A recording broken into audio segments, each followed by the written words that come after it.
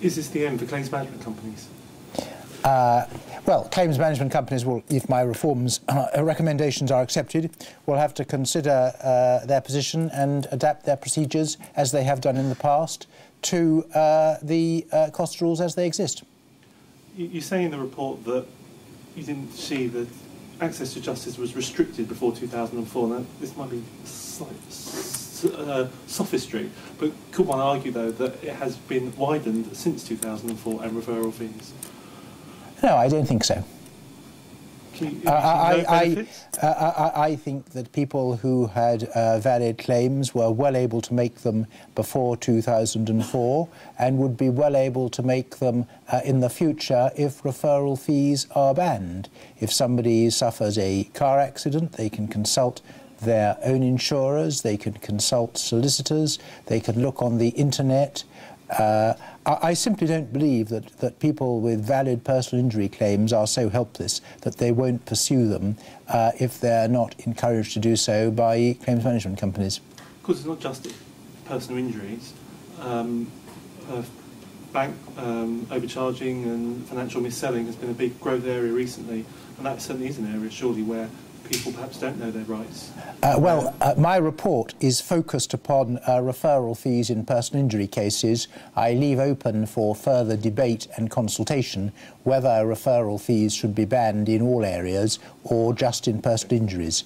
It seems to me that the greatest mischief at the moment of referral fees is in the area of personal injury, and that is what I have concentrated on in this report. Does it matter how marketing costs are spent, whether they're referral fees or on advertising yellow pages? Shouldn't solicitors be free to take them market however they want? Well, I think that referral fees are substantially higher than normal marketing costs, and on top of that, referral fees, I've been told by many solicitors, have the effect of driving up marketing costs, in that those who wish to advertise and not pay referral fees have to incur very substantial marketing costs in order to hold their position. At the same time, they are getting, for £700, say, they are getting a guaranteed client and a guaranteed file, whereas for the same amount, advertising yellow pages, they don't know what they're getting. They may not get anything. There is a certain amount of business sense in referral fees. But the effect of referral fees is that solicitors are competing on who can pay the largest referral fee. I myself do not believe that the present referral fee system adds value to the process. I consider that accident victims should be the benefit of competition between solicitors, not referrers.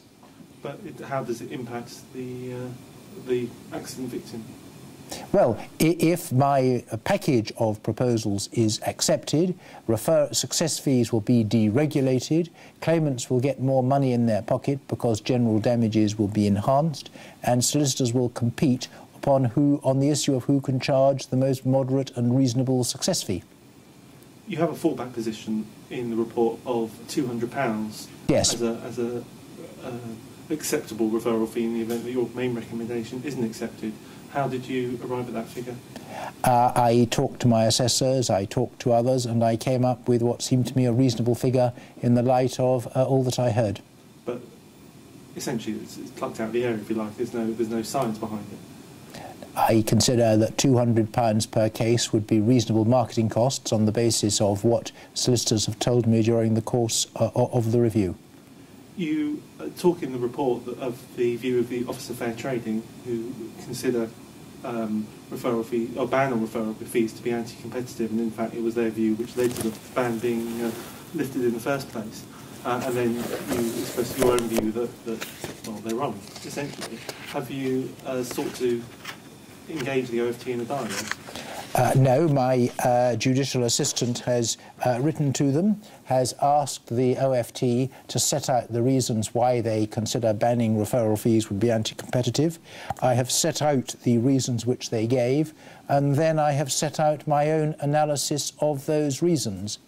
It would simply not be practical for me, having engaged in the dialogue that I did engage in during Phase 2, then to go back to the countless individuals and organisations who have put forward arguments to me and ask whether or not they agree with my assessment of those arguments.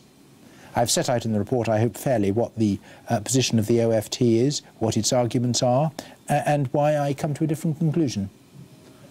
At the Claims Standards Council conference in July, there was some concern that almost 7 months into your review, that they were the first claims managers to whom you'd spoken. And in fact, as I recall, you weren't actually aware who the CSC were. Do you think you made enough effort to seek out the views of claims managers and others who pay referral fees? Yes, I invited submissions during phase 1 of the costs review. I took into account all the submissions of all who chose to send them in. I set out my preliminary views in the preliminary report, which highlighted the issue of referral fees as one matter which was under consideration. I reported the debates I had attended where there was a majority view that referral fees should be banned, including the APIL annual conference, which I attended in April, where there was a very full debate about referral fees, and the majority of those present voted in favour of a ban.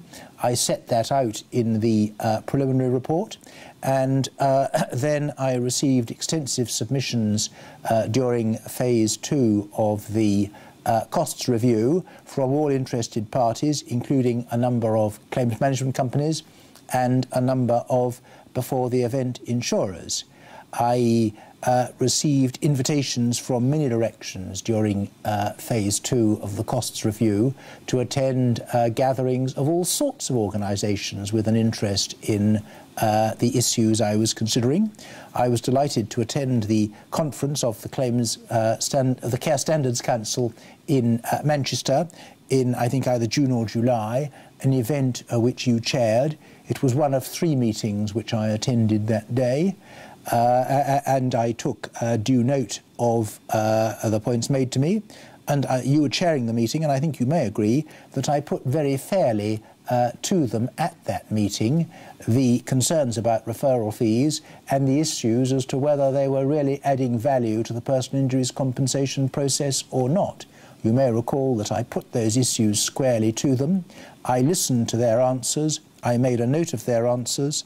I set their answers out in this report, and I sent the relevant summary to you as an extract of my report so that you, as chairman of the meeting, could check its accuracy.